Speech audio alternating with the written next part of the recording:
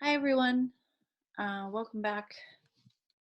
I figured out how to get my face and a PowerPoint up on the same screen, so yay. All right, so this week we're going to talk about language. And just like last week, there are several videos that I posted to Canvas that go along with this. So last week our topic was population, and there was a video about the one-child policy. There was a couple of other videos that I posted, one about the introduction of condoms as a way to curb population growth in Thailand, and so hopefully you watch those along with last week's video. And this week, same thing. There's several different videos that I posted. One on the origin of language, one on the origin of the English language. I posted something with John Oliver where he talks about translation and the importance of translation. And yeah, so make sure you watch those. Also, another one on how culture affects language. So, why won't this go forward? Oh. All right. Couple of quotes for you. I have a Leonard Cohen quote, and I like using this quote for our language lecture because Henene is a Hebrew word. Hebrew is an Afro-Asiatic language, which we'll talk about what that means later. Um, it's and it's a religious language as well. So it's an interesting language because it's both a language for a people and it's a language for a religion. But Hineni in ancient Hebrew means I am here, but it's one of those words that you can't really translate. So some words you can translate, right? Some words have like a direct translation, but so many different words aren't perfectly translatable from one language to another. And that gets to the root of why language is something that we study in geography, because um, so much of language is more than just a definition that matches to a word. So much of language is cultural, and there's all this cultural connotation to language. So the word henene is one of those words because, yes, it means I am here, but it really means I'm here, right? Like I'm present, like I'm mentally, physically, spiritually present, not necessarily like, oh, I made it to work. And then change is coming whether you like it or not. That's Greta Thunberg, if you don't know who she is. She's the young Swedish activist who started the climate strike. And it's a good quote for our situation right now. Okay, so languages in the world.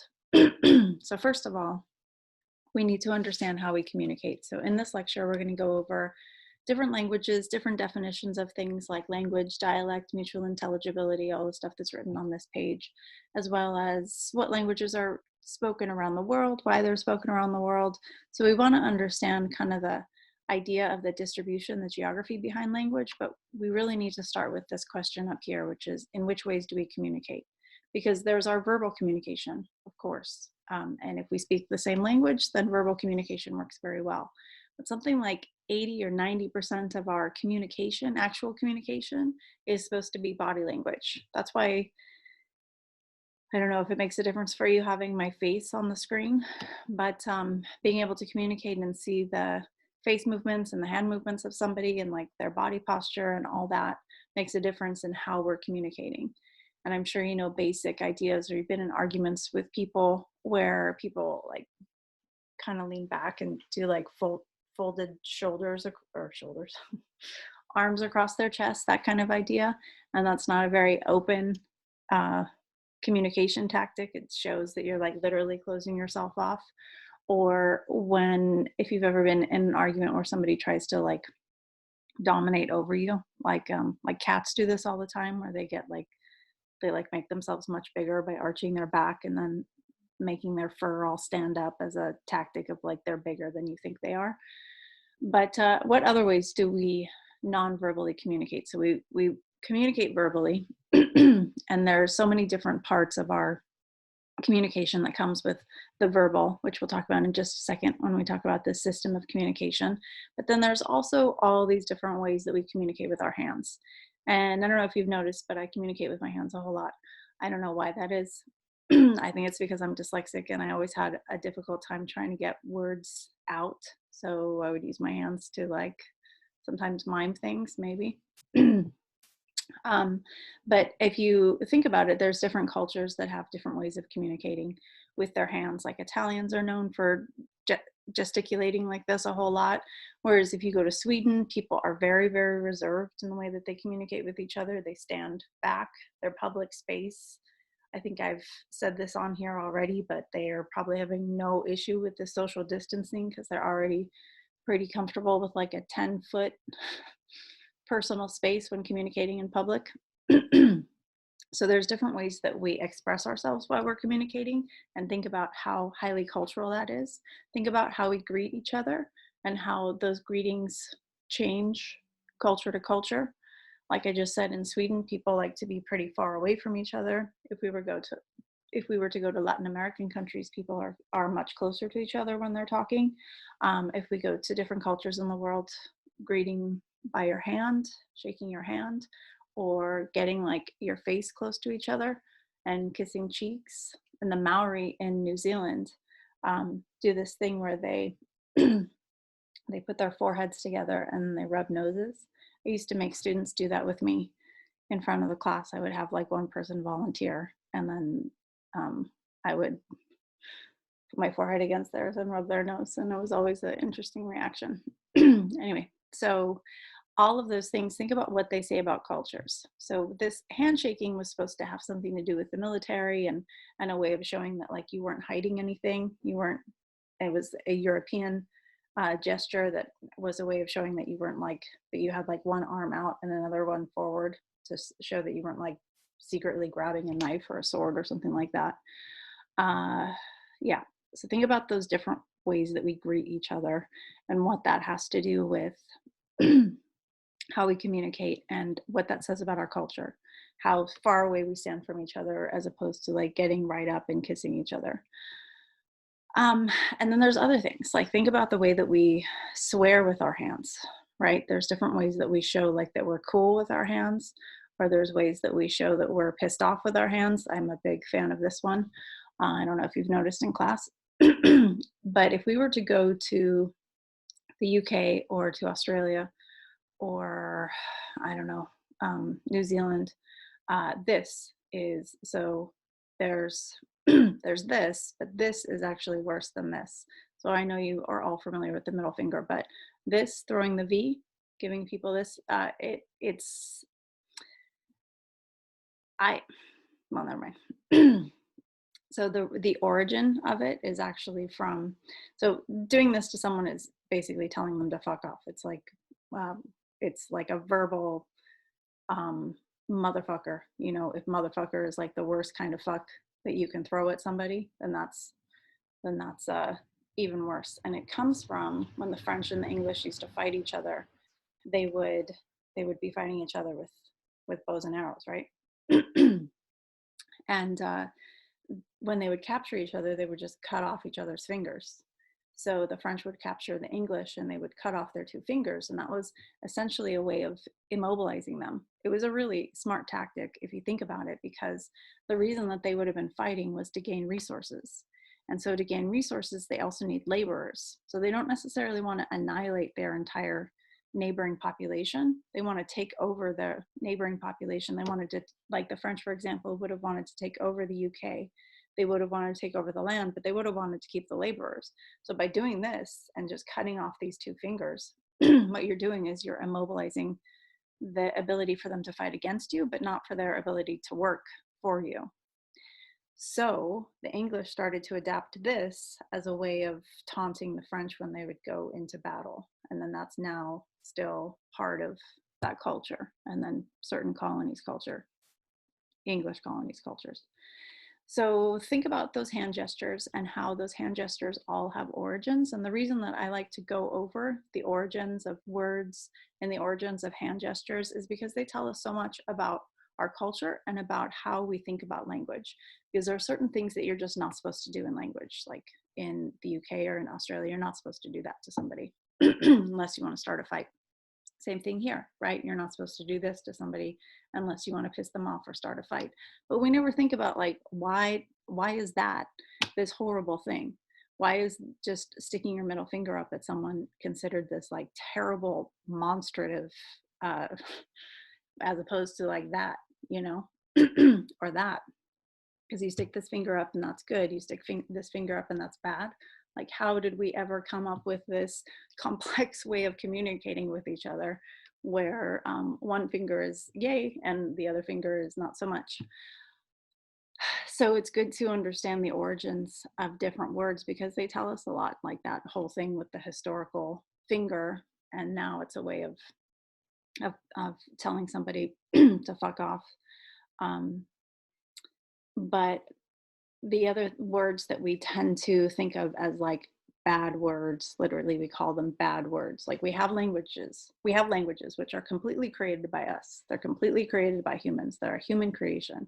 And we have decided that some words are good and some words are bad. And we don't ever stop and think about why those words are bad.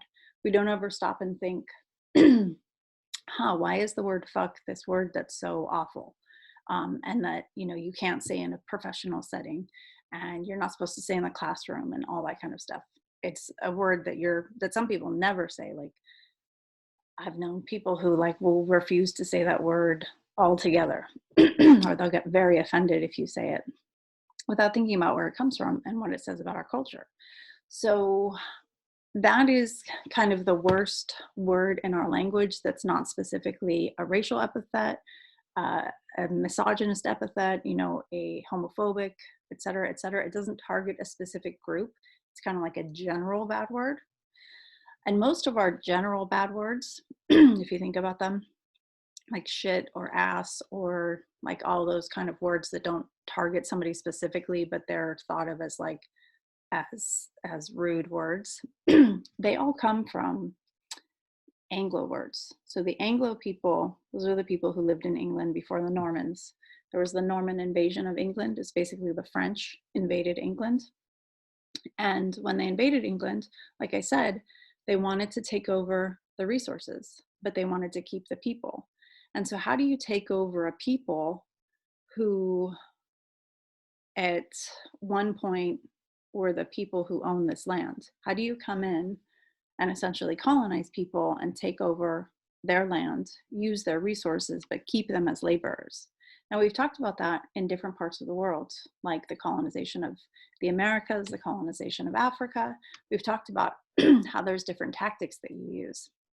But one significant tactic goes along with that same theme that I keep talking about throughout the semester. It's on your syllabus, the quote, emancipate yourself from mental slavery, right? It has to do with turning people into somehow reducing people and giving them the ideology of somebody whose labor belongs to another person. You know what I mean? So how do you do that with the Anglos? Well, one of the ways that the Normans did that was the classic take rights away from people, don't allow them any sort of participation in how they're going to be taxed, in how their money is going to be used and who owns their land, all that kind of stuff. But the other was to take their language and reduce it to this rude language. So the other thing that they did is they took their words, and just their regular words, like shit was just a regular word that they would say every day. They turned that word into a bad word. So it was a way of defining people by class. So now if you speak and your word for something is ass, and that's not my word, because I'm part of the elite group of people, the Normans, as opposed to you, who's part of this sad group of people, the Anglos. Does that make sense to you? So those original bad English words have to do with the Normans dominating the Anglos and reducing them and basically indoctrinating and and creating this internalization that they were less than the other people. So I like to make that point because hopefully it makes you think about what our words are and why we decide that certain words are good and certain words are bad. Because then the next step is to talk about all of our words that specifically target different people. And this is tricky because if we were in the classroom, it would be different. We would be able to talk maybe, and I would gauge your reactions on what we were saying. But now I'm just speaking to my laptop and hoping that you understand why I'm bringing up certain words. So I'm not going to say any of the very bad words. I know that I said the kind of non specific, the words that don't target certain groups, but but you know what those words are, the words that target groups. So let's start with a word that targets gay people. So if we look at queer people, and particularly homosexual men in the past, think about the word that targets those people. And think about how we use that word. So the word that we use to target queer people in our society. And that word is a word that we want to understand the origin for, because with many of our words that target different people, some of them you can reclaim. Some of them, when you break them down, aren't actually that insulting, as opposed to others that might have a pretty grim background. So if you think about the worst word that you can call a woman, right? Think about it. Think about it. It starts with a C. See you next Tuesday is one way of thinking about it, you know? So that word specifically refers to women's genitalia. So that word that we throw like callously at women refers to their genitalia. And that word used to really, really bother me. I used to really, really dislike that word. And so until I started thinking, what does that word really mean? Is it just referring to female genitalia? Well, what is so bad about reducing a woman to her genitalia? So for one, there's a part of it where you are trying to reduce a woman to her genitalia. Okay. Reducing someone to their sexuality or to their sex or to something like that in itself is dehumanizing for sure. But then you have to think about what that means for our culture. If our culture says that the worst thing you can throw at a woman and the worst thing that you can reduce her to is her sexuality, what does that say about how our culture feels about female sexuality? Do you know what I mean? And so if we think about that word, it's not actually the concept of it, the genitalia, is not actually that harmful. It's the cultural context, how we think about women and and the ways that we reduce them. And that's what we want to kind of process with that word.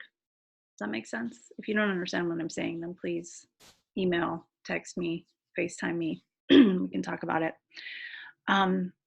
So one thing that I always hear is that word is common in Australia. People always tell me like, "Oh, you don't feel weird about that word or whatever because it's said so commonly in Australia and like it's not that big of a deal." I've had lots of students tell me that word isn't that bad because it's used so often in Australia. I would counter that with that's how far Australia still has to go when it comes to their misogyny. Does that make sense? Like if you use that word so easily, because I've also had students who say, well, I'm from Mississippi or I'm from wherever, and the N word is used very commonly. And once again, I wouldn't, and usually the student is saying it like it's not that big of a deal. People just say it. But once again, I would say maybe that shows how far that place has to come in terms of their relationships to each other, you know? So speaking of the N word, um, that word in its origin was a way of like distinguishing black people from white people. So you would have like you would refer to like John and then you would refer to N-word John. It was a way of distinguishing people by color. It doesn't have an origin really beyond that. And if anybody knows of an origin beyond that, then please enlighten me. Because my understanding is that it comes from a way of distinguishing people. And so again, understanding the origin of the word, understanding where it comes from is a good way to go about learning how these words become part of our lexicon and how they become derogatory, because essentially if you distinguish between somebody based on their skin color, it tells you about our society, especially our society at the time where we were specifically distinguishing between people based on their skin color. Not that we don't now, we just do it in different ways, but But if you think about, I mean, and you all know where that term comes from and the history of this country and the history of enslavement, and that that word essentially embodies that. So it goes from like this person versus like the connotation of N word plus this person, as in it was literally a way of kind of like distinguishing where you were in society. And so think about the origin of that word and what that says about our culture. And then back to our homophobic slur. And by the way, even the term homophobic is a ridiculous term because phobic means fear of something, right? You're not scared of gay people, you're just a jerk. So if we think about that word, the original, that word, and I'll have, again, a lot of students who will be like, oh, well, in England, they use that word for cigarette. And yeah, that's true because that word comes from a bundle of sticks. So our homophobic slur comes from a bundle of sticks. And that's usually where the understanding of how those two connect ends. But back in the day when they were burning witches, they were also burning homosexuals. But instead of putting them on stakes, they would just throw them directly into the fire like a bundle of sticks. So again, when we think about the origin of that word, it tells us so much of our history in the way that we distinguish people based on gender, based on sexuality, based on skin color, and where they are, how that communication is a social archive.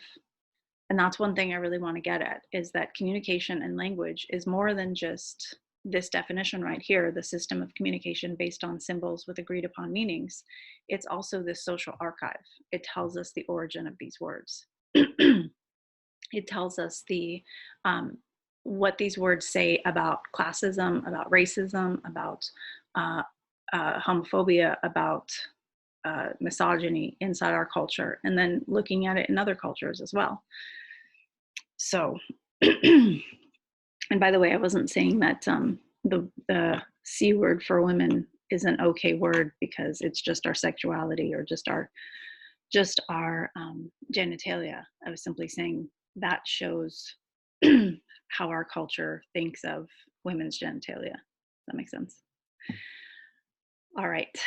So another part of language, the system of communication based on symbols with agreed upon meanings, it can tell us, looking at words in our language can tell us a lot about our culture, right, and our history.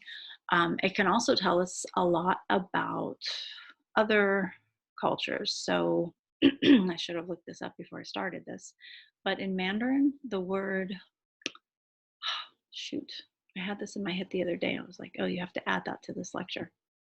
It was the word, I think it's catastrophe, or the character for catastrophe, or something bad like that. It means both opportunity and, I shouldn't even have started that without knowing what that word was.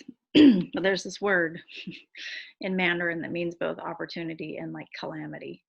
And it's this one word for something like catastrophe. And so what that says about that culture, the idea that a catastrophe can be both this horrible thing, but then also this opportunity. It kind of goes with that saying in English, when a door closes, a window opens, kind of thing. All right, tell me if you know if you can think of any other good examples of language that tells us stuff about our culture, that tells us stuff about other cultures. I would love to hear what you all think. So language, this is our definition of language right here, system of communication based on symbols with agreed upon meanings.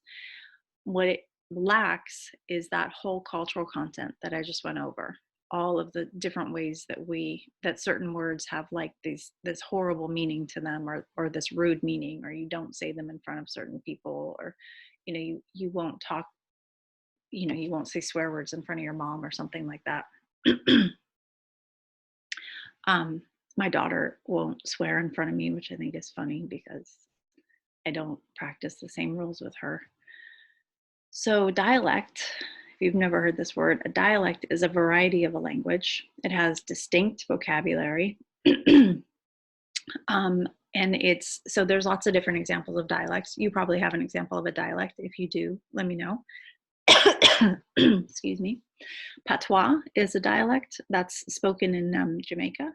So in Jamaica, you speak English, but you speak English. You have a couple of different words or different ways of saying something that's not exactly the way that you might say it in Florida versus like a few miles away. It's more than a few miles, but a few miles away in Jamaica, you're speaking the same language, but you have different ways of referring to something, and that has to do with how language spreads and how the spread of especially English has been a result of colonization. So when English has spread to different places, there's also the borrowing and the loaning and kind of like the we'll say smushing together of different languages that lead to certain dialects, like patois, which is Jamaican English basically. And then Yiddish. Yiddish is a dialect, and Yiddish is a language that's spoken by Ashkenazi Jews, and you've heard me say Yiddish in class plenty of times. I'll talk about like schmutz or to schwitz. I know I say that one a lot because I am constantly schwitzing in class, and in general in life. And what are some other Yiddish words that I can't think of right now? Yiddish is this great language because it tells you so much of the culture of Ashkenazi Jews. So Yiddish is Hebrew, it's a little German, and it's a little Russian. So it's all three of those languages together. And like with any dialect, certain words are like exactly the same as one of the languages that it comes from. So like bitte, for example, bitte in Yiddish is please, and in German is please. It's the same word. Gesund is something, your health. And I'm not sure if that's exactly the same in German. I know that when you sneeze, you say Gesundheit, and that means like to your health or something like that. And that's German. Gesund, again, is used all the time in Yiddish, and it has to do with health. And so if you think about the way that it's used, it's constantly being used in Yiddish as like, you should be thankful because you have your health. Like a be gesund, for example, is this common saying, well, at least you have your health.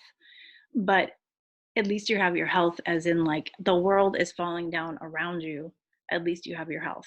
You know what I mean? It tells you a lot about that culture. There's a lot of things where like they're constantly like we are constantly reminding each other of how lucky you are to have your health. And that tells you something about the history of Ashkenazi Jews, right? If you know anything about the history of Ashkenazi Jews, it's not fantastic. Um, yeah. So a dialect is a variety of language, but just like any language, it can tell you so much about those people, from Jamaicans and patois and the history of colonization and enslavement in Jamaica, with Yiddish and the history of like the isolation of Ashkenazi Jews in Europe, and the blending of these three different languages together to create their own language, and how much of that communication tells you about that specific culture. Mutual intelligibility. That's when you have a language like Polish and Slovakian that are so similar. Are they really different languages? So I've been to Poland, and then I crossed over to Slovakia, and once I was like hiking, they're right next to each other. I was hiking and I like went over to Slovakia, and I went into a store, and the person that I was with was Polish, and he spoke to this store clerk, and they had like a full conversation. Like it didn't seem like they were struggling at all to communicate with each other. And then when we left, I was like, "Do you speak Slovakian too?" He's like, "No, I was speaking Polish," and that guy was speaking Slovakian back to me. Like they were speaking to each other in different languages, and they sounded very Russian to me. You know what I mean? So mutually intelligible languages, why would we have different mutually intelligible languages? Why would we have a language like Polish and a language like Slovakian, then insist that they're different, but sound very much like Russian? It can be a history of, I'm not saying that Polish and Russian are exactly the same. And I'm not saying that Slovakian and Russian are exactly the same, but they probably have a whole lot of similarity because of domination of Russia and a history of those resources basically being like taken over I mean, if you look at European history, it was basically before European colonization, you had people fighting out the resources in Europe.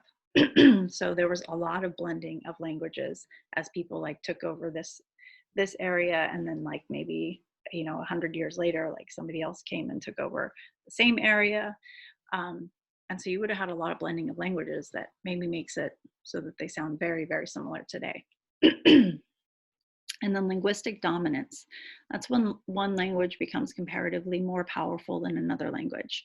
Now think about that. That can happen for a lot of different reasons. And we're going to go into that later. But think about why a language would become dominant over another language and how that would happen. It could happen with, if we look at a history of colonization, imperial takeover. It could also happen with something like more people speak this one language. And so if we want to do business with the rest of the world, maybe we should speak this other language as well as our language, or maybe not. So I'll get into that later. Okay.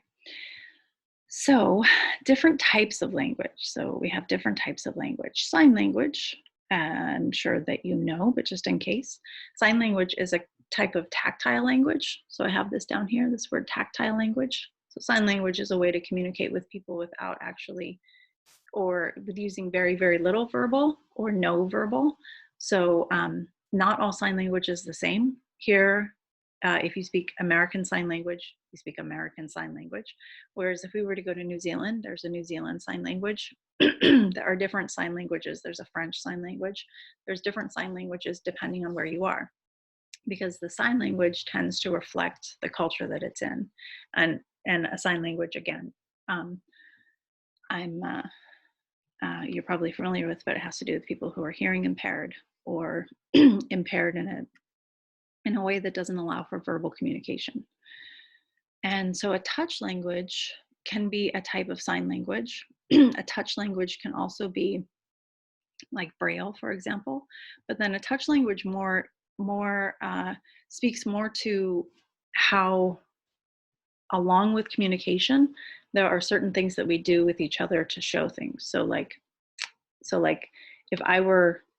if you were sitting in my office and telling me something that was, terrible, and I wanted to empathize with you,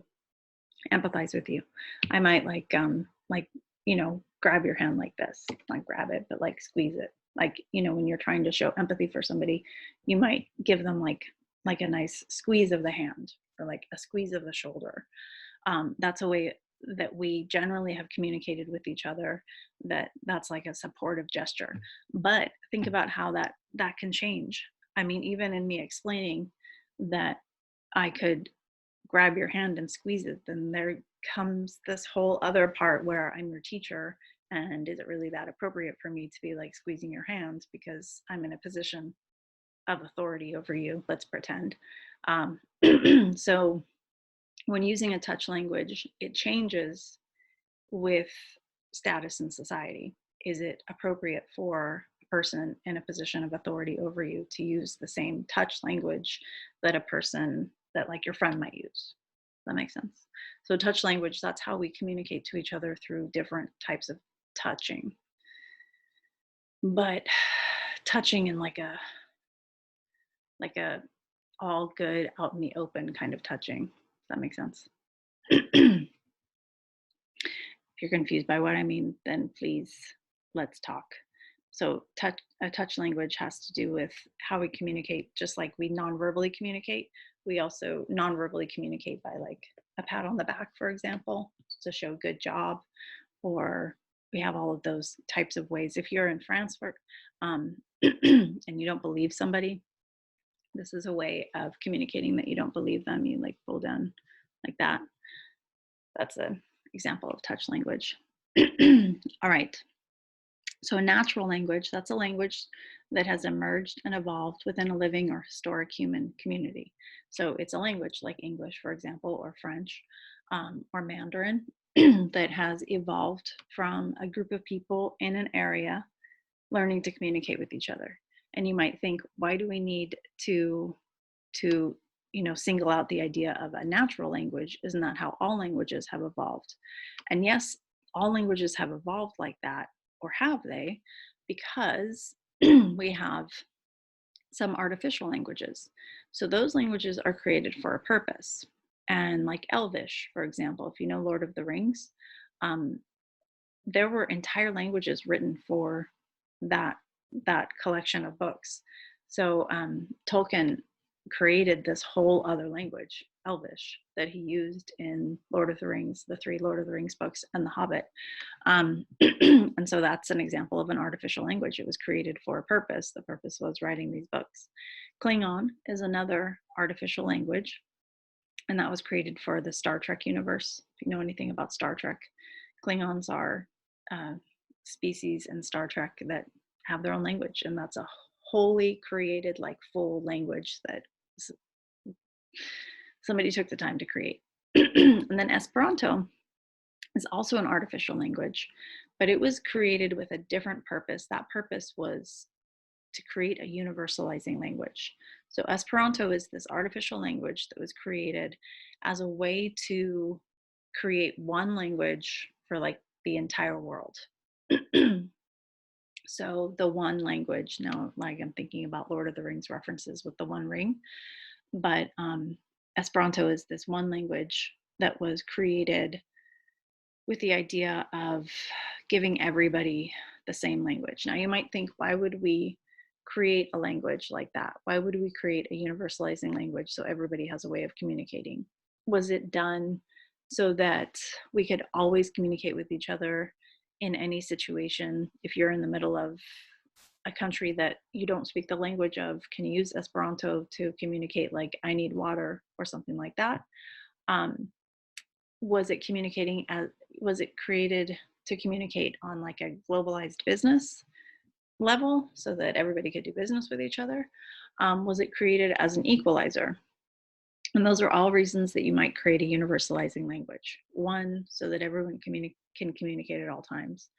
2, to give people the ability to communicate with each other, and also to keep in mind that one thing that we do with language is it creates, like I said, with the Anglo versus the Normans, and the words that were considered bad and that we still consider bad in the English language, like ass,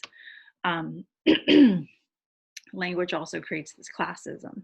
So a universalizing language can be an attempt to remove that classism, to remove the idea that, like, oh, if you speak the English language in this way, that means that you are blah, blah, blah, right? Uneducated, like, we have ways of deciding that, oh, if people say certain words, if they have certain slang in the English language, then they must be less educated, then they must be, language is a great way to, like, divide people and decide who is intelligent, who's not intelligent. I'm not saying that that's okay. I'm saying that's what we tend to do. Just think about what people do with grammar and how they love pulling out grammar and saying, like, and,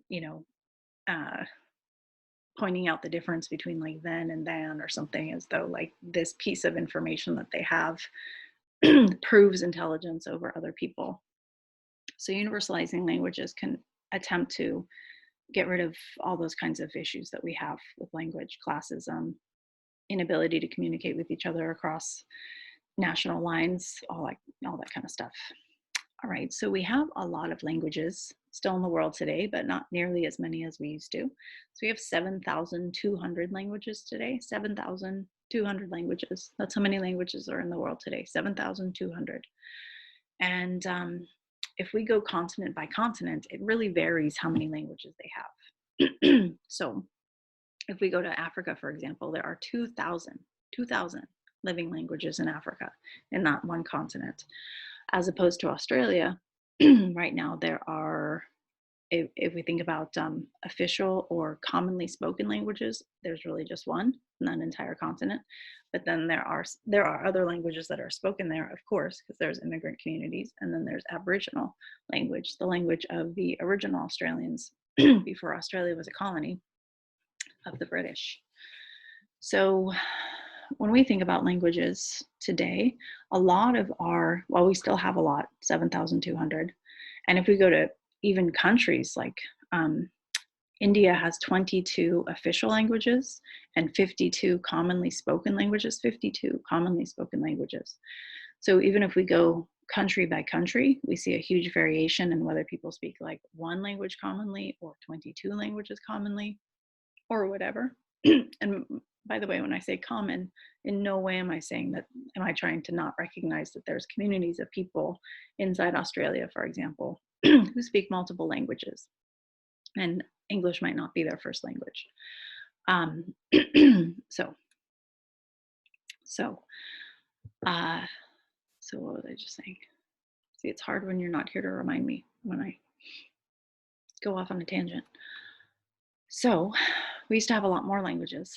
And so what have happened to our languages? Well, we have a good number of languages today that are endangered or extinct. And I'll get to that in just a minute. But if we look at languages by size, a language that's considered very large, when you have, what is that, 100 million? Yeah, is that 100 million? Yeah, that's 100 million. To almost a billion speakers. We have 9 languages that are that large today. Think about what they might be.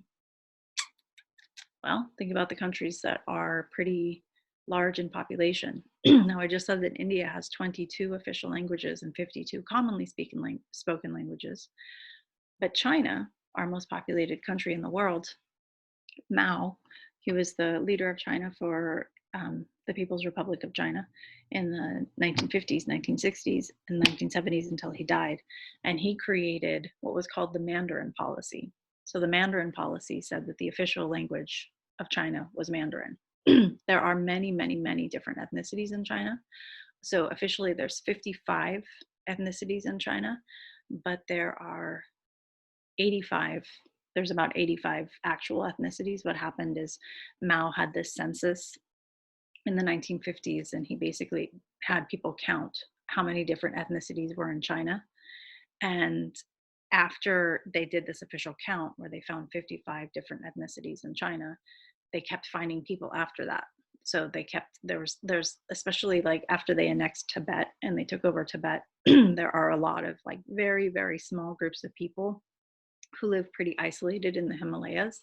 So they found about 30 more ethnicities. But because they didn't want to say that Mao had been wrong, they just grouped all of those next 30 in the 55th, if that makes sense. So they like got to 55, and then when they would find people after that, they'd be like, oh, and that's also part of this 55th one.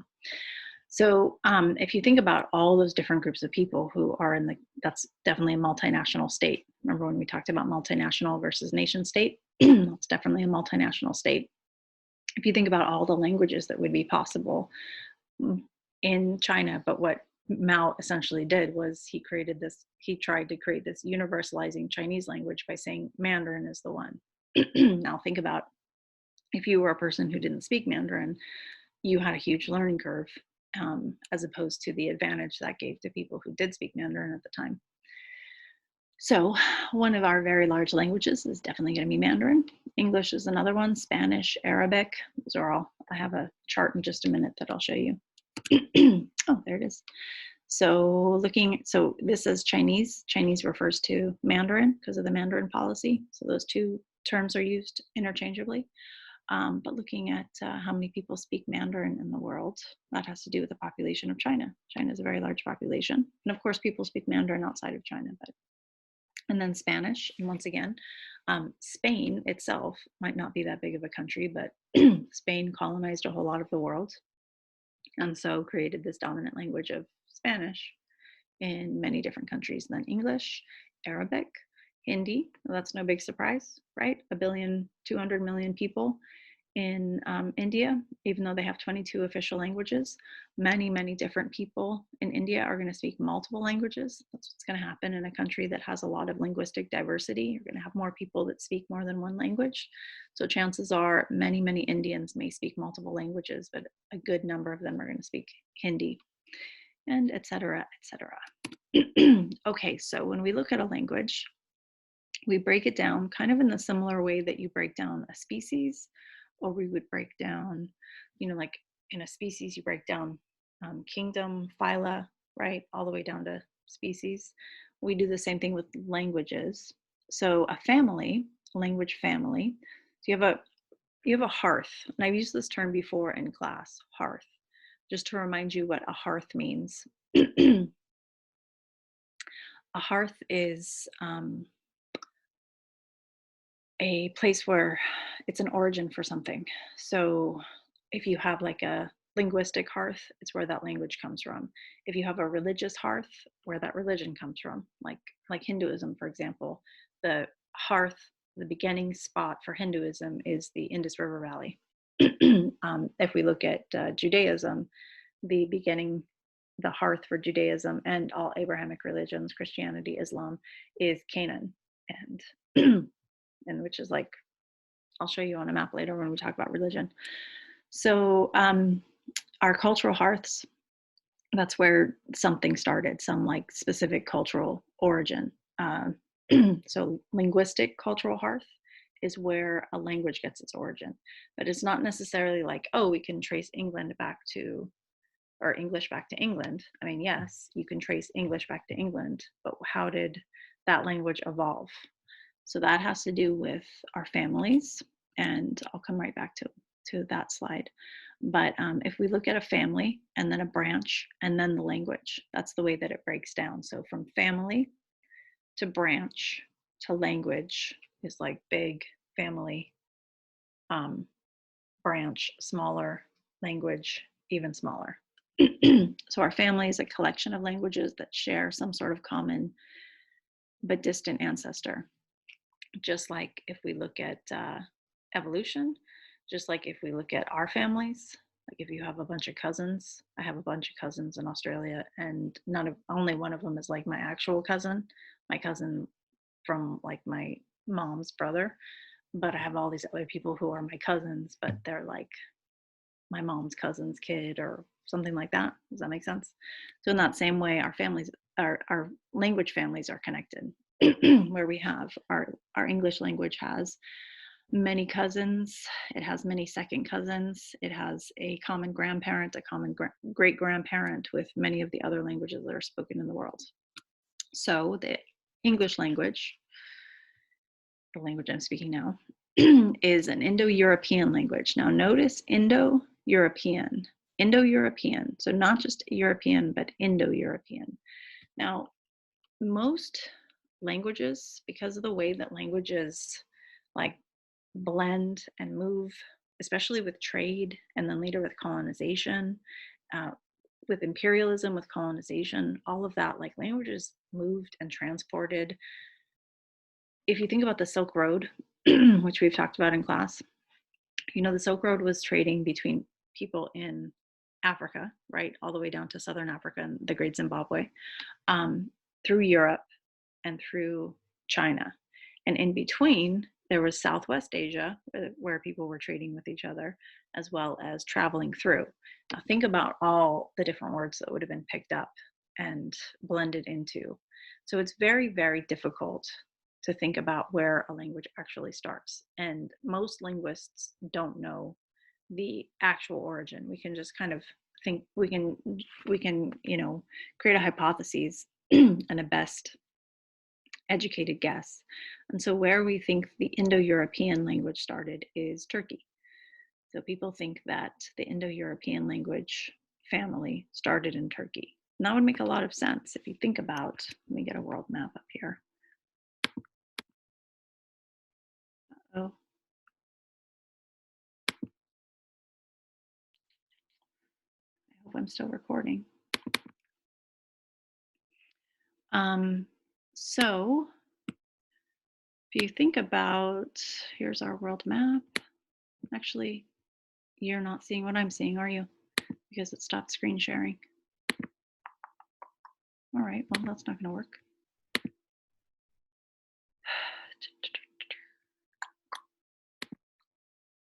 All right, well, if we think about, I have maps on my wall, but if you think about where Turkey is so important, like between that trade route between Europe, East Asia, and Africa.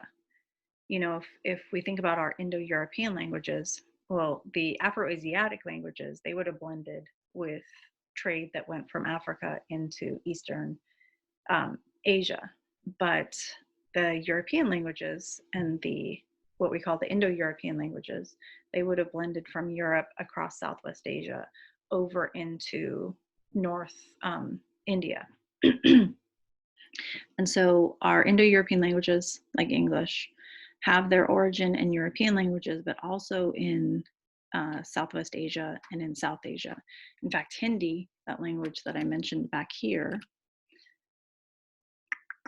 which is a language spoken commonly in India, is an Indo-European language. And it probably got to northern India from the Aryans. The Aryans were a real people. They weren't the people that the Nazis talked about, some mythical people, but they were real people who lived in like Estonia, Latvia, that area. And they went through Russia down into northern India and conquered a lot of northern India a very long time ago. But that's probably how one of the ways that Hindi and English and German and all those languages are connected, or they share a common ancestor. That and the Silk Road trade route, where you would have gone through North India on your way to East Asia or on your way to Europe. Okay, and then from our families, we break down into branches. You've probably heard that English is a Germanic language. So we are cousins, I guess you could say, with German. Celtic is a Indo-European language. Slavic is an Indo-European language. And then we finally break down to languages. So Ukrainian would be from the Slavic, English would be from the Germanic, Welsh would be from the Celtic. Now, these aren't all the branches. These are all the branches over here, but this is just a sampling. So if we take a family like the Indo-European family, you can break it down into branches like Germanic. Germanic should be German, Dutch, English, languages like that, Flemish. Those are all related to each other out here on these branches. And yeah, whereas Ukrainian, Polish, Slovakian, those are all going to be branches. Oh, look, right over here. Make sense? If you look at the different Indo-European similarities between like English, Spanish, German, Polish, Hindi, here's all of our words for one, eins, as opposed to two, right? Zwei and two. You guys see that connection? And three and all those. All right, so if we look out at the world today, there are many major language families are Afroasiatic. Now, Afroasiatic is up here. It's mostly like Northern Africa going into Southwest Asia. We could look at Indo-European, the language I was just talking about. So now look at Indo-European and how many people in the world speak an Indo-European language. Over half the world today speaks an Indo-European language. Part of that has to do with population of places where you might speak an Indo-European language. But it also has to do with colonization. So it all has to do with colonization one way or another, whether it's trade colonization on the Silk Road, whether it's European colonization starting in the 1600s, 1700s. But over half the world today speaks an Indo-European language, over half, over 50%. So what else do we have over here that might be interesting? You guys see something interesting? Ooh, Niger Congo. That's going to be like the core of Africa in here. So like Hausa, for example, or another commonly spoken language in Nigeria. So Nigeria, I said this in class a while ago, but 1 out of 5 Africans are Nigerian. So if we are in Nigeria, we might speak Hausa. That's a Niger Congo language. We might speak, actually, where's my arrow? We might speak Yoruba. We might speak Igbo. Those are all Niger Congo languages. Okay, this is fun. Sino-Tibetan, there we go. That's our Mandarin languages. And not Mandarin languages. That's Mandarin and other languages that we'd find in China. And yeah, so I said something about extinct or threatened languages. Let me come back to this map in just a minute. So, our linguistic dominance, the idea of a language that's going to be dominant, what does that mean? Like, how does a language become dominant? I talked about that just a minute ago, but a language might become dominant from like a political system. It might become dominant from an economic system. Think about it, like the biggest economies in the world. Those are the languages that you probably want to know if you want to do business with the world. So I used to hear when I was in high school and college that you should learn German because that's going to be the language of business in the world. Because when I was in high school and in college, the European community was coming together, the EU, and Germany was kind of set to be the center of the EU, at least the business center of the EU. So people would be like, you need to learn German because that's going to be like the business center of the world. And then now, what's the language that people tell you to learn for business wise? Not like because we live in California, we should know Spanish or, but like business wise, you're probably hearing that you should learn Mandarin because that's going to be our next big economy in the world. So that's one way that we can have linguistic dominance. Linguistic dominance, if you have like a very large economy and you want to do business with that economy, if you have a very powerful political system, if your area is taken over politically by somebody else. And that goes back to here when we look at extinct or threatened languages in Africa. Africa, like I said, has 2,000 living languages. That's a lot. That's a good share of our 7,200 languages that exist in the world today. But if you look at Africa and how many languages are endangered, extinct, or threatened, think about why that would be. Why would those languages be extinct or threatened? I'm going to show you a map later showing linguistic diversity, and guess who has a lot of linguistic diversity? It's Africa, once again.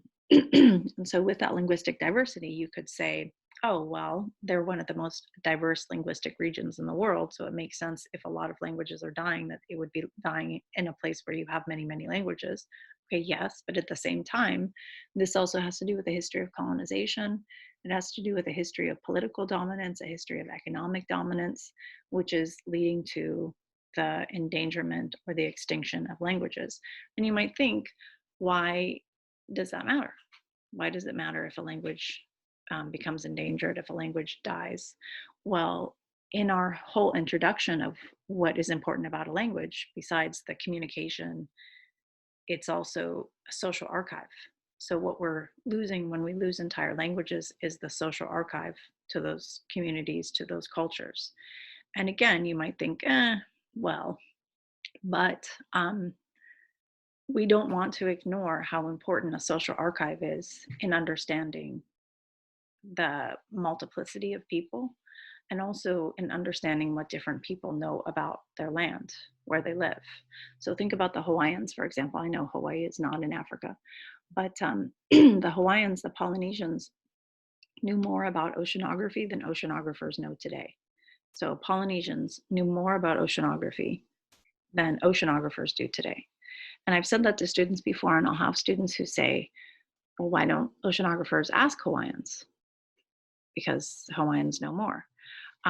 Well, what happened to Hawaii is the monarchy was overthrown. The people were marginalized. Their language was, for a while, their language was, they weren't allowed to speak it. And so what we did is we created cultural genocide. What happened was cultural genocide. Cultural genocide, I know we've talked about that in class before, but just to remind you, it's where you destroy the culture but keep the people. So why would you destroy the culture and keep the people? Because you want to keep their labor, but you want to create, once again, that mental slavery. You have to marginalize, dehumanize, and create an internalization of people being less than the dominant group so that you can keep their labor, keep abusing and um, benefiting from their labor without those people thinking that they might deserve more than just being your laborer. Does that make sense? So what people have done in history when they have annihilated, for example, Hawaiian culture, is they've also lost all of that cultural knowledge. So with that cultural knowledge comes knowledge of oceanography, knowledge of historical natural phenomena, all that kind of stuff. If you think about the Chumash here in Santa Barbara and how the same thing happened with cultural genocide, we lose so much of the information that would have been understood by people who lived in this land for 10,000 years. They would have understood floodplains and histories of drought and all of those things that we're now sort of over 150 years collecting data on, whereas the Chumash were collecting data for 10,000 years. So when we lose a language, we're losing that social archive. It's more than just the language being lost that loses that social archive, but that's a big part of it. Okay, so how does language become dominant? That's what we've been talking about. What is an official language? So an official language is when you have some sort of,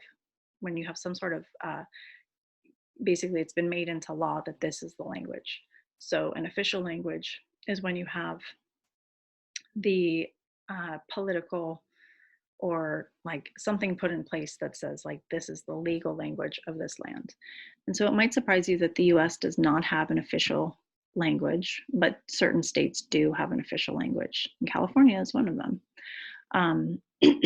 Arizona is another one. Utah, all these ones that are blue, as opposed to Texas has no official language. And think about why that might be. Like what benefits might there be in having an official language? What that says about certain things, like like in Arizona, for example. Arizona's official language is English, as you can see from this map. And there's different laws in Arizona about when you can speak, like when you can speak other languages, like in the classroom. I know that this was true. I'm not sure if they've changed this law recently, but this was true until recently, that you are not allowed to speak a language other than English in an Arizona public classroom. So think about what that does, because where is Arizona? And Nogales, right, is right next to Arizona. It's, or Nogales is in Arizona, but it's a border city.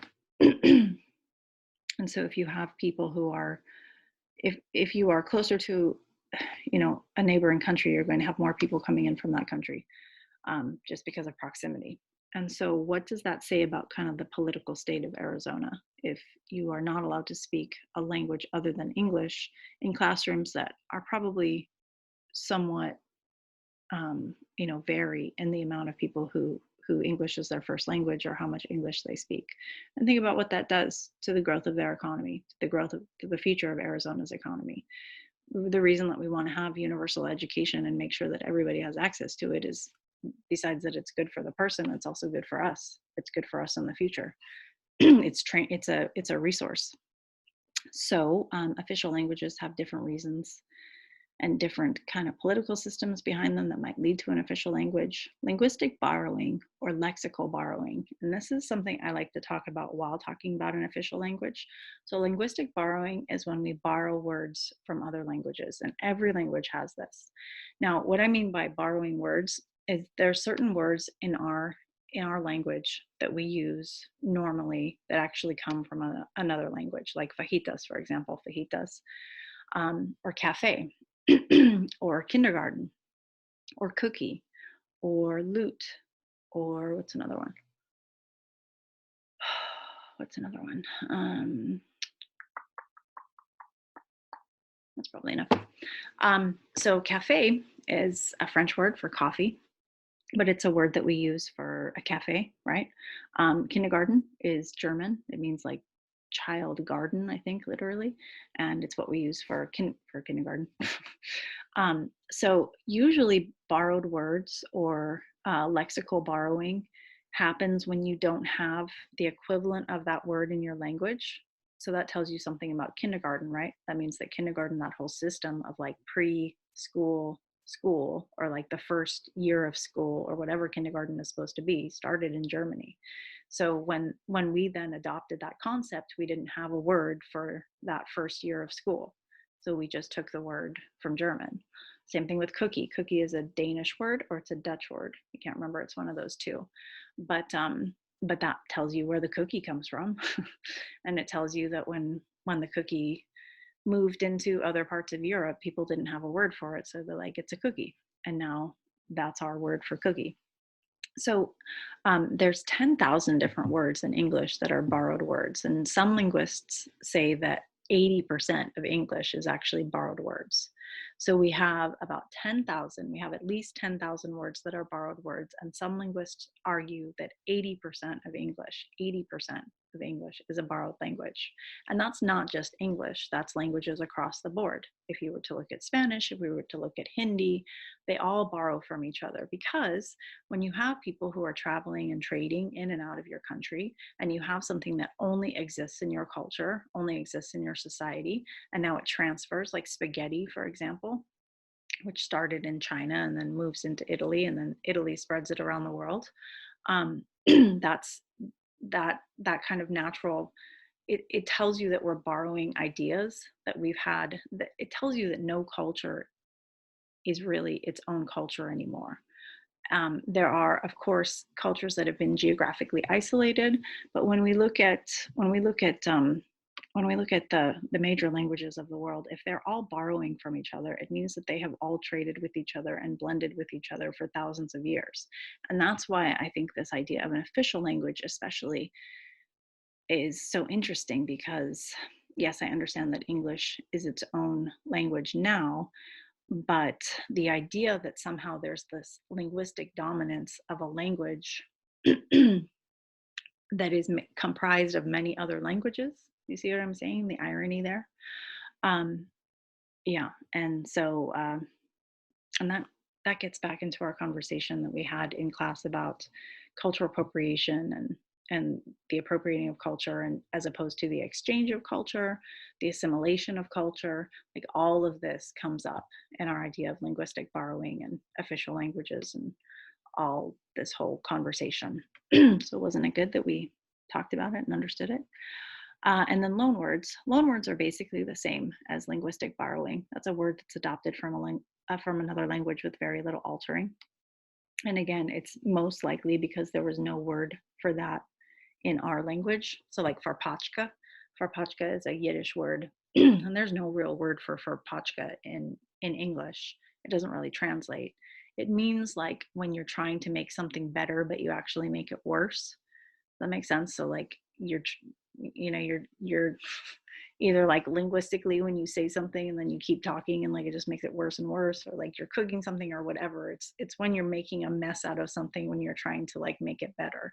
And there's no word for that in English. So, and I'm not saying that farpachka is a commonly used um, word that you would necessarily know, but it's one of those things that doesn't really exist in English. So it might be something that's adopted and then becomes part of the normal lexicon, and then we think like, oh yeah, farbachka, when actually it has this other origin. And like I said, Yiddish is a dialect, so it has another origin from there. See how fun language is and complicated? So going on with languages, we have the idea of pidgin, if you've ever heard of a pidgin language. So pidgin in Hawaii, when I was a little kid in Hawaii, um, a lot of people spoke pidgin. So pidgin is a grammatically simplified version of a language. So in Hawaii, if somebody's speaking pidgin, they're speaking a grammatically simplified version of Hawaiian, and maybe like with some English words connected in there. So you have Hawaiian, which is its own language, and you have English, which is its own language. And then when you have the introduction of English to Hawaiian, you have a lot of Hawaiians, especially because Hawaiians weren't allowed to speak their own language for a long time. It becomes grammatically simplified. And so after a while, that pidgin might develop into a language we call Creole. So pidgin is the predecessor to Creole. And Creole is, oh, I can move my face. Creole is a language formed from the contact of two or maybe three languages. So for example, in Louisiana, for example, people speak Creole, and that's French and English, and maybe a little something else. Anybody know? Sir Luke would know, maybe. Luke, if you know, let me know.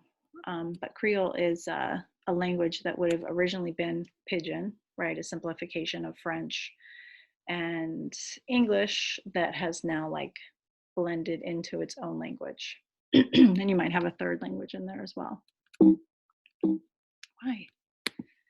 Okay. So language diversity around the world. And like I said, excuse me, Africa is a place with a whole lot of language diversity and also a whole lot of threats to the languages there. So,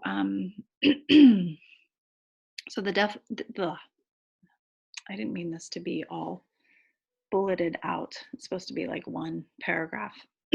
But like I said before, the death of a language is significant because we lose that inherited knowledge. We lose that cultural knowledge.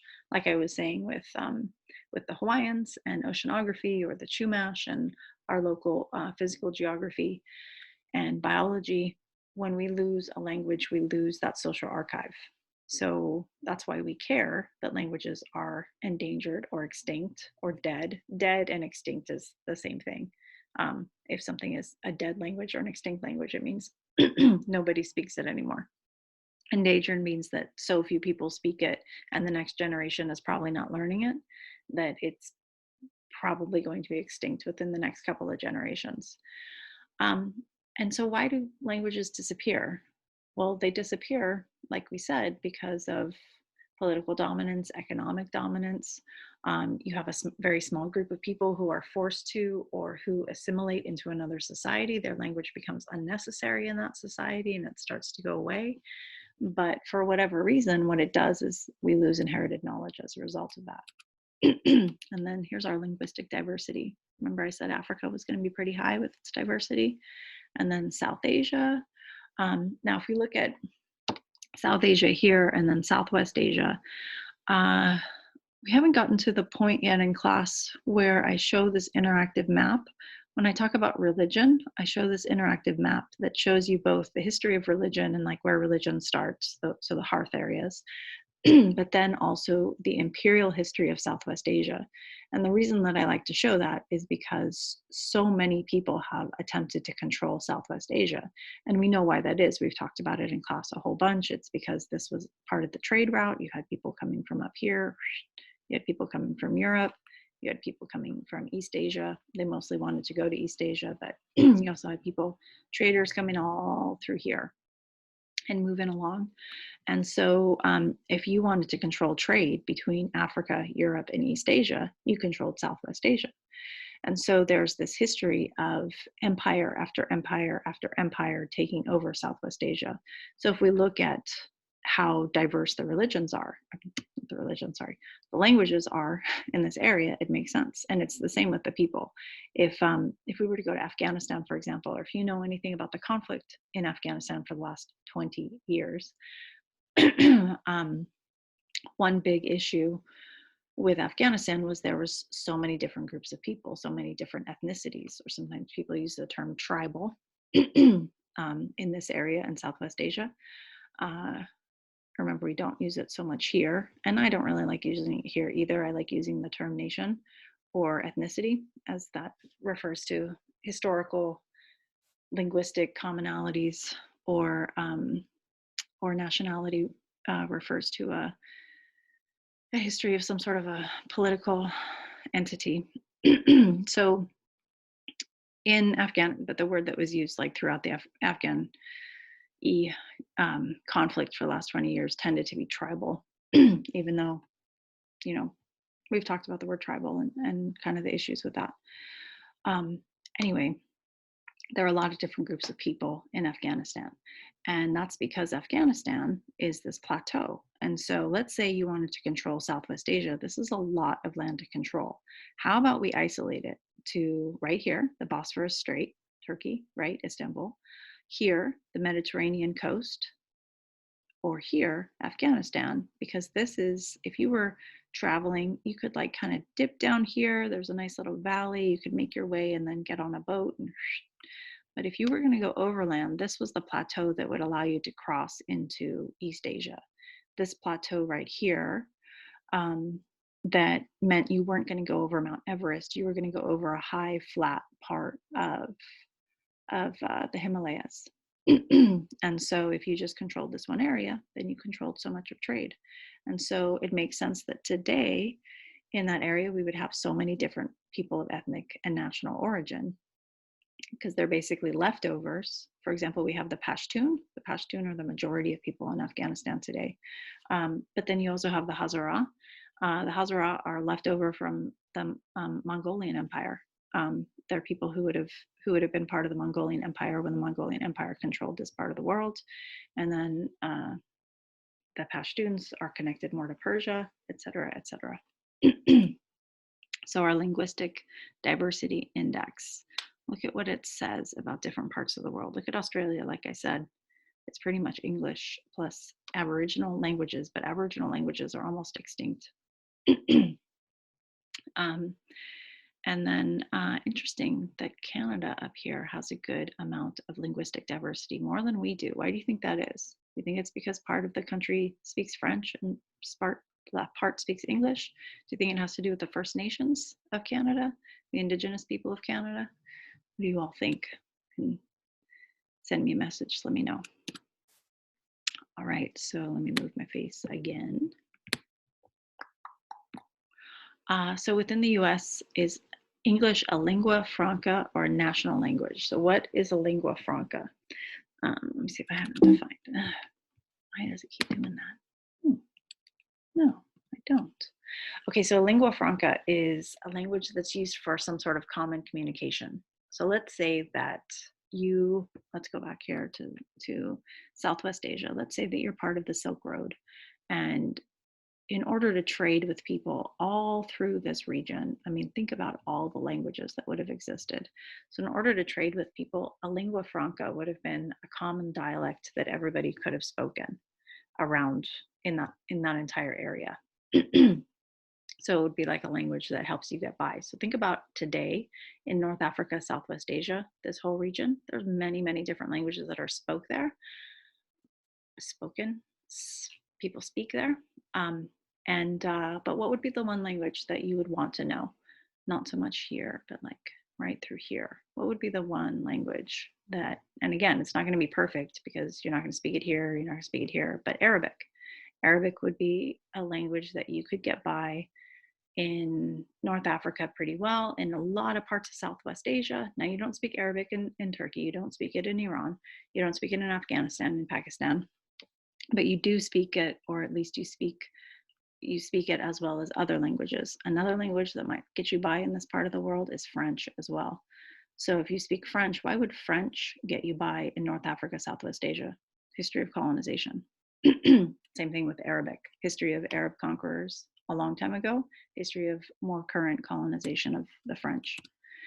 So a language franca is a language that is used for some sort of common communication between people who don't necessarily have a native language in common.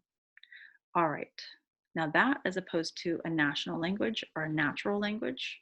Remember back here, we talked about the natural language. Where is that? The language that's emerged or evolved within living or human communities. So I want you to think about that and let me know. Send me a message and tell me why you think that English is a lingua franca or a national language, and why or why not. Okay. All right. Dialects. Now remember, a dialect is a variety of a language. And I gave Yiddish as an example, patois as an example, but we have different dialects here in the US. Now, a dialect might sometimes be confused with an accent. In fact, let me go forward, not there.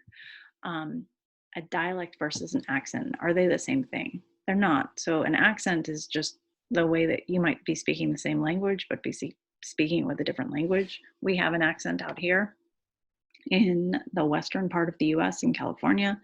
I used to have a Hawaiian accent because, and a Hawaiian accent has that more, the thing about accents is with Australian and Hawaiian, like I can't do it unless it's in my head. But for some reason I can do a Southern accent from the US pretty easily. Anyway, so Hawaiian accent is a little bit different. Australian accent obviously is different. They're speaking the same language, as opposed to a dialect, which is a variety of that language. Now, you can have a different accent and a dialect, but accent is not necessarily a dialect. So let me think. In Australia, what are some words that we have that are different? Nappy. which is diaper, that would be an example of a dialect difference, right? But the way that you're saying it, that would be your accent. And there are better examples besides diaper, but for some reason that is the only one that I could think of. Um, and there's a geography to different dialects. So you want to think about why we have different accents in the US and how those accents, considering the amount of space that we have here in the US, our accents really don't vary. If we go to England, for example, which, the UK is a tiny little country, the UK would fit in Madagascar for reference.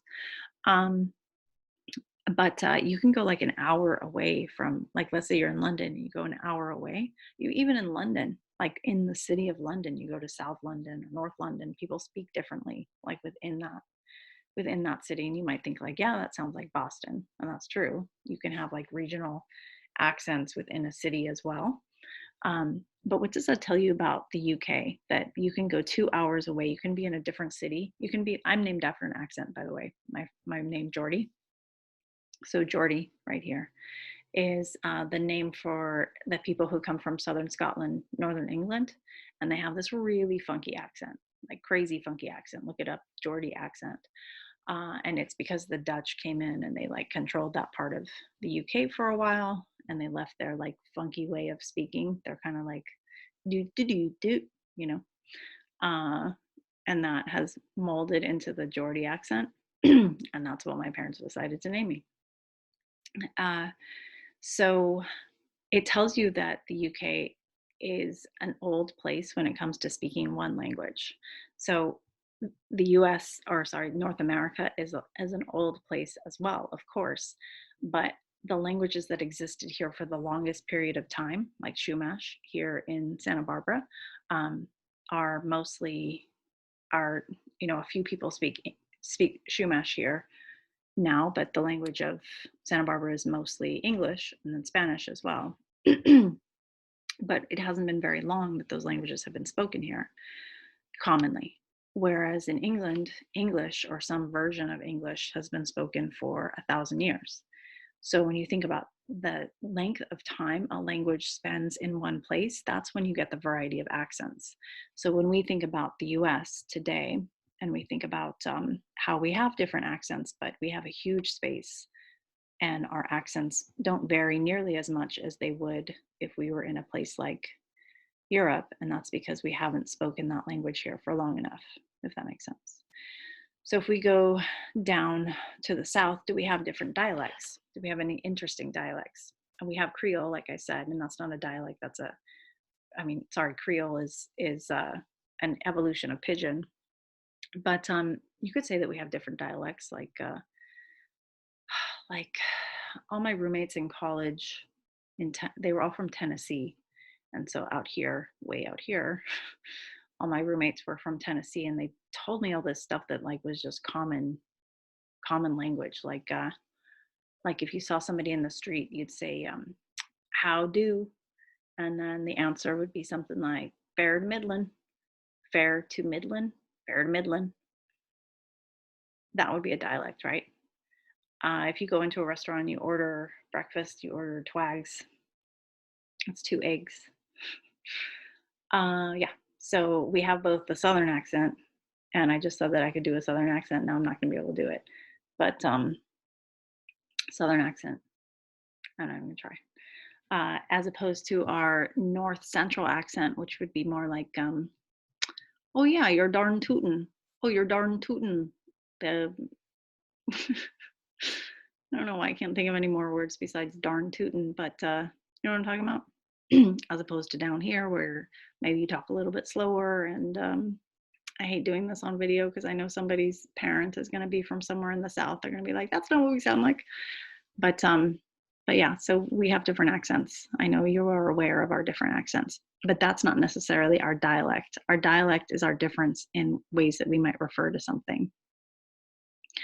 And I don't know, what do you think about this? Like, some people would say how in the South you refer to Coke, the drink, as like all soda. Um, is that a version of a dialect? What do you all think? That referring to soda, all soda, as Coke, is that a version of dialect? And then if we were to go to like Pennsylvania up here, we would say pop, and yins down here, y'all. That would be a version of a dialect when we're saying you all, y'all, but up here it's yins. You know, fun with language. All right, so we have different dialects that are also specific to ethnicities or different communities. So we have dialects that have to do with space, physically where they are, and then we have dialects that might be associated with different groups of people. So African American English, for example. Now, the thing about African American English is that so much of it is like Southern English. Like, so to put a B in, so a lot of linguists and other people consider like dropping a B into different sentences as an African American dialect, but it's also a very Southern thing that you would hear. Like, so what I mean by that is to say, I be running late, or I be going to the store right now. Like, that's what I mean by dropping in a B. And so that is considered part of African American dialect, but it's also something that you would hear pretty commonly in the South. And it makes sense why the two would be connected, since African American culture largely started in the South. And so you would have some Southern dialect and some African American dialect that crosses over. And then Chicano English. Now some people like Zach might be saying like Spanglish. No, not like Spanglish. Because if we know Spanglish, like the molding together of both Spanish and English, or having like certain words that are like a variety of both languages. But Chicano English would be more of terms that are specifically unique to Mexican American households. And so Mexican American households, no, those aren't all Latinx households, because Latinx households, you could have Puerto Rican, Cuban, you wouldn't necessarily have the same dialect differences between Chicano English and somebody in Florida who speaks like a Cuban dialect in Miami, as opposed to Standard English. Now, Standard English, the reason that I bring up these three different dialects is because we want to question who decides what Standard English is, and why isn't Chicano English or African American English, why are they considered different dialects while Standard English is considered like the norm, right? And think about where the origin of Standard English comes from. That goes through with the whole idea of grammar and like what is proper English and using proper English, and how that very much marginalizes people depending on if you have a Chicano dialect, if you have an African American dialect, if you have a regional dialect, how you are marginalized just in the use of your own language, whether you're communicating by writing a term paper, or communicating in a class, you're communicating in like a business meeting or in a job interview. There's so much that goes into that idea of a Standard English that tends to marginalize groups of people based on ethnicity, based on country of origin, all of that kind of stuff. Do you know what I'm saying? So we want to question who decides what Standard English is, who made those rules, and why are those rules, I mean, you can say like, oh, the English made those rules. Okay, yes. But why are those rules here in the US, in California today, still the rules that we adhere to as like, because often Standard English translates to educated English. And so we want to think about how that divides people today by deciding that certain types of English are proper and other types of English are somehow a variation that might be cute or interesting, but is not part of this standardized English. So what does it suggest about the structure of power? How does this allow people to be dismissed by those structures if they don't commonly speak standard English, all that stuff. And think about how upset people get when we try to suggest changing ideas of standard English. Yeah, so I remember a few years ago, well, maybe it was more than a few years ago, maybe it was like 20 years ago. It was like in the 1990s. There was this whole idea of introducing Ebonics. So Ebonics was a way of referring to African American English and teaching kids in African American communities African American dialects, teaching like people in an African American dialect to an African American population. And I remember the uproar over that and how dismissive people were. And that's why I love talking about language, because it's one of the ways that we can really get to the root of how we so easily dismiss people, and we cloak it in oh no, it's just proper English, when what we're really doing is we're deciding a hierarchy in society, and like what is educated and what is not educated. And it comes out pretty clearly when we start to talk about language, either when we're talking about different dialects that might be associated with groups of people or with regions, um, or um, it also I just lost my train of thought, because I was thinking about how my mom used to always say when she would hear a southern accent, she'd be like, "Oh, those people sound so stupid." Like she would say that when I wasn't growing up, like when I was a teenager, she would hear like a southern accent, she'd be like, "It just sounds so stupid." And like it is just such a clear way that people create social hierarchy and educational hierarchy, where they're like, that way of speaking equals not educated. And it's a very easy way that we kind of bring out our cultural uh, prejudices. Yeah. All right. So dialect versus acronym. And then once again, think about, like with language, how people associate language as proper language versus like adversions or dialects of, or like, you know, marginalized examples of language, and how people react if we want to change the name of something.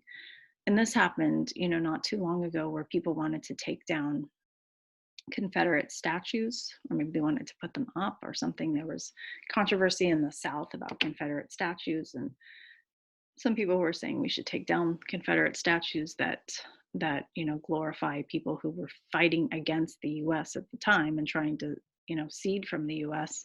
And other people are like, no, it's part of our history and yada yada yada. Except that most of those statues, those Confederate statues, were put up in the 1920s and the 1930s, long after the Civil War, and it was done as a way to enforce Jim Crow laws.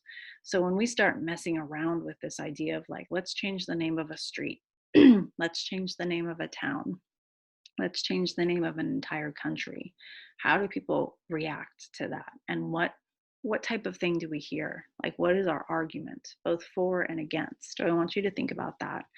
How would your family, friends, neighbors react if somebody wanted to change the name of Santa Barbara? If we wanted to change it um, to a Chumash name, if we wanted to change it to um, if you wanted to go the other way and say that Santa Barbara sounds too Spanish, since it's literally Saint Barbara, and we wanted to make it an American name, like for whatever reason, people are constantly suggesting changing something, either because they want to go back to a historical root, or there might be some like way of trying to assert cultural dominance by saying like, oh, Santa Barbara is a relic of Spanish colonization, and so we're going to rename it, I don't know, something different, as a way of like asserting cultural dominance. So think about why people want to change things. I think that I mentioned in class the country, the DR Congo, once upon a time was called the Belgian Congo when it was a colony, and then Mobutu changed the name to Zaire, and Zaire was a way of he changed a whole lot of things. So Mobutu, who was the leader, if you remember, in the 1960s, 1970s of the DR Congo, he created this whole idea of authentication and renaming different parts of the DR Congo as what their original names would have been. Now, there's a question whether they would have been the original names or not. There's a lot of discrepancy over that, but yeah. So, what do you think about that? And how does that lead to people dismissing certain areas? Because if you remember, I said that my daughter's grandmother, I was having a conversation with her once, and she referred to the DR Congo as Zaire. And I said, oh, it's the DR Congo. And we had this conversation like 2008, and the country has been changed. The name was changed in 1981. And in 2008, she said, oh, well, who can keep up with those people? They're always changing their names. And so think about that in this whole conversation of when people want to change the name of something, a street name, a hometown, why they would want to change it. Sometimes for historical, sometimes to assert nationalism, sometimes to assert like the dominance of a new leader. Like St. Petersburg for a while was called Leningrad under the USSR, the Soviet Union, and then it was changed back to St. Petersburg. And how it allows us to dismiss countries that are emerging or countries that are re-emerging or something like that. You know what I'm saying? So think about that. And that's it. That's all for our language lecture. I have a couple of different things for you all to watch, TED Talks and TED Eds and stuff like that. So make sure that you watch them around the time that you are watching this lecture. And I hope you are all well. If you have answers to the questions that I was putting out there during the lecture, then please send me the answers or send me what you think. If you have questions about any of the stuff that I said, then please question me on that. And that's all. All right.